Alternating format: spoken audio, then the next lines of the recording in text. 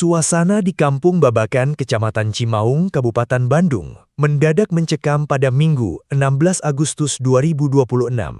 Seorang pemuda berusia 20 tahun berinisial YM, nekat menghadang pengguna jalan sambil mengacungkan sebilah golok di tengah jalan.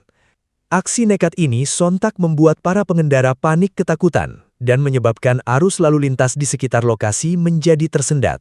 Video aksi pemuda tersebut sempat terekam kamera warga dan dengan cepat menyebar luas hingga viral di media sosial.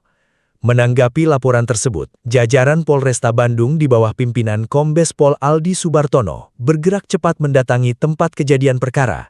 Tidak butuh waktu lama, polisi berhasil mengamankan YM beserta barang bukti berupa sebilah golok bersarung dan sweater hoodie hitam yang dikenakannya saat beraksi. Akibat perbuatannya, YM kini harus mendekam di tahanan dan dijerat pasal 2 Undang-Undang Darurat dengan ancaman hukuman maksimal 10 tahun penjara.